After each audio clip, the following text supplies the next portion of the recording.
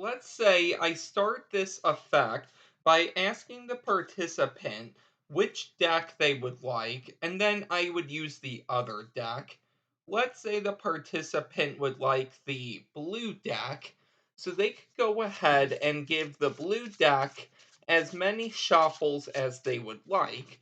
And while they are shuffling and cutting the deck, I would be doing the same with my own cards.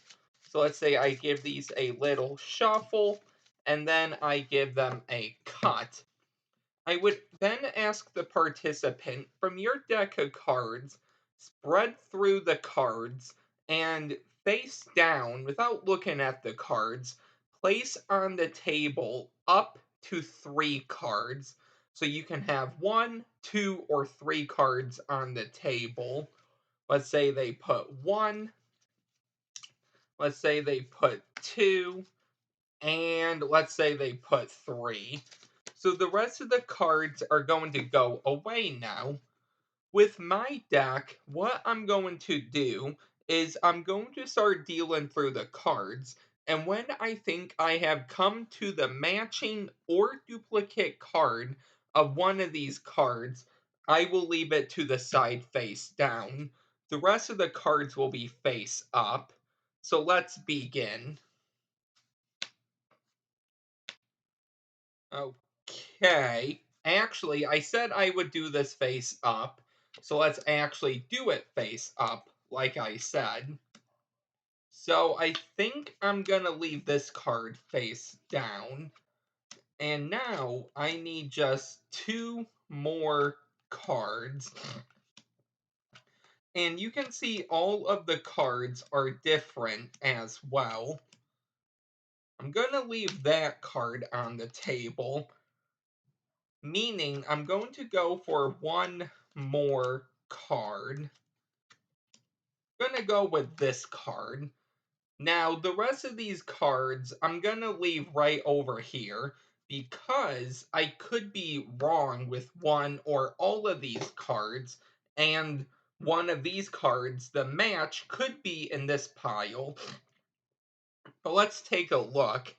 For the first time participant, turn your 3 cards face up. So in this case, if you can see that, the 2 of hearts, the 6 of spades, and the 7 of hearts, the 3 cards I put face down on the table, the 2 of hearts, the 7 of hearts, and the 6 of spades, a perfect match. That is the effect. If you would like to learn how to do this, please stick around for the tutorial. So, before I get into the tutorial, you are going to need something special here. So in order to perform this, you are going to need either 1 or 2 marked decks. Now, I will explain at the end how you can do this with 1 deck. But for now, I have 2 decks here. These are the Garrett Thomas or GT Speed Readers, fully marked. I have a deck review on these. That will be linked in the description. I also won those cards as part of a brick giveaway from Sean Devine. So I will be linking the giveaway unboxing and Sean's channel in the description so you can subscribe to him. So for this effect, this is actually something I came up with independently. I didn't see this anywhere. Now, as always, if you happen to know a magician, a book, author, video, website, whatever, or even a variation, please leave a comment in the description or in the comment section just so I can update the description and give the proper credit. So, once you have your marked deck of cards, 2 of them, you're set. So this is how I did it in the performance. At the end, I will show you a couple of ways you can do it with two decks still, or even one deck, and then some different endings. So you're going to start with both decks out, and the participant is going to have the free choice of choosing one of the two decks. Let's say they choose the blue deck, okay, doesn't matter. You take the other deck, and you're just going to give your cards some shuffles and cuts, and it really doesn't matter how they do this. And it is actually a better if you have a full deck of cards. However, if you don't, some of the endings I will show you at the end you could use in place of missing cards. You'll see what I mean. So, once both decks have been shuffled, you can then trade and then shuffle each other's deck. It doesn't matter. You're going to have a couple of cards taken out of the deck. Now, in the performance, I said up to 3 cards. There is a reason why. So, let's go through and let's take out 3 cards. Once the 3 cards are taken out, the rest of the deck set to the side, you are going to have to read the markings of these cards, and you're going to have to remember what the cards are. So that's why I said up to 3 cards. However, you don't want the participant to see you staring at the backs of these cards. Obviously, on camera, you wouldn't be able to tell, but in real life, you wouldn't want them to see you doing it. So let's see what cards we have here. The 9 of diamonds, the 7 of spades, and the 8 of hearts.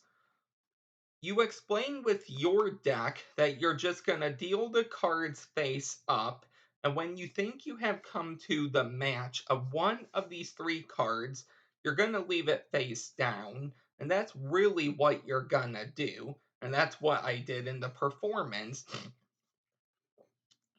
So I went through, and obviously you can't tell, but all I did was I read the marking of this card each time it was face down, and I also quickly scanned up here to see if the card matched. And I also tried to remember if I have like 2 matching suits, like a 2 and 7 of hearts, and then you would have a 6 of spades. Just little tricks like that to make it easier when doing this. But this is really all you're gonna do, and this is why you want a full deck as well. So we're going to keep going through until we reach one of the cards. In this case, the 8 of hearts, you wouldn't show this, but in this case, it's a match. I set it face down. Normally, this wouldn't happen, but in this case, you have another match, so you're going to set it down. So now you have one more card to keep track of. So if we keep going through here, so in my head, I know I have the 9 of diamonds. So I'm just looking for that 9.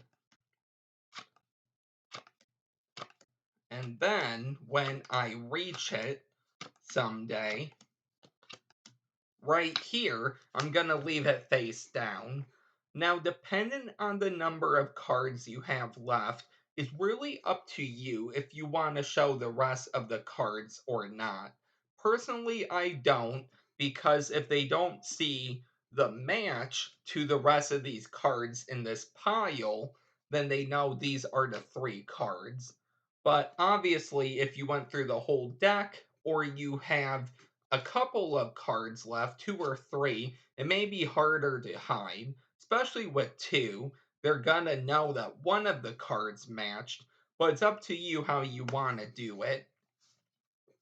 I put that deck down, and then I can really reveal this however I I want to, but I like to match up the cards with the soulmates when turning them over, and that is the effect. So this is really the effect. It's very simple, very easy. It just uses a marked deck. Now let's say, for example, that you only have one deck on yourself. There is some other ways you can do this. So another way you can actually do this is with the rest of the deck, you can take out the soulmates. If you're not familiar with soulmates, I will leave that link in the description so you can go ahead and check it out. But really, all a soulmate is going to be the same color and the same number, a red 9. Hearts go with diamonds. If it's black, clubs go with spades. So this is the blue deck. This is the blue deck. I'm now gonna look for the soulmates when I deal. So here's the 8 of diamonds. We need the 9 of hearts and the 7 of clubs. But I wouldn't say that out loud. I would say that I'm just gonna try to find matching cards, possibly, or cards that go with these cards. And before you actually do the reveal, it's always a good idea to go over what soulmates are, just so they have a better idea. Because if they don't know what soulmates are, then they're not really gonna understand why you found the cards you did. So there's the 9, and we need the 7. So we keep going through. There's the 7. I have a few cards left, so I drop them.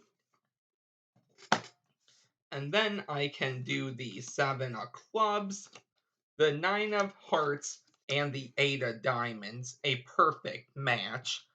Now, for this part, I don't think it really matters if the cards are mixed around like this, but I always like to do it the first way, just so when they realize that you found the matching cards, they then realize, hey, the 8 is lined up with the 8, the 7 with the 7, the 9 with the 9.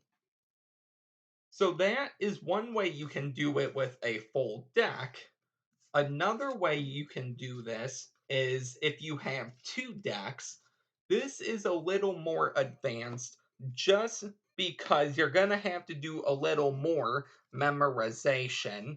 But really, what you can do here is you can actually find the soulmates and then the duplicate cards. So I'm not going to go through it and actually show you it, but you can go through and find the 7, the club, and then we can find the 2 9s, and then you can reveal this however you would like for another kicker ending. So not only did you find the matching cards, you then found the soulmates. And really, the last way you can do this is with one deck. But instead of going through and trying to find the matching cards, you're going to actually have these cards face down on the table the entire time, and then you can try to guess what the 3 cards are. Obviously, if you're going to do that, you want to make sure the markings aren't as noticeable, and you don't want them to get that idea that possibly the cards are marked in some way. So you could do a little bit of mind reading and just guess that this is the 9 of diamonds, this is the 7 of spades, this is the 8 of hearts. And really, the last way that you can do this effect, there might be more ways. I can't think of any. But once you have the 3 cards selected, you're going to want to take a glance at these. You're going to want to remember them. The 9 of diamonds, the 7 of spades, and the 8 of hearts. So then, when the cards are actually put back, they can be shuffled as well. You say that you're going to try to find the 3 cards. So you're just gonna deal through, and when you come to one of the markings, set it down, go through again, set down the next one, and then finally the last card. And when they turn these over, you found their three cards face down. And that is the effect. So I hope you really enjoyed this easy effect using a marked deck. If you are new here, don't forget to like, comment, and subscribe, and I will see you next time with a new video. Bye.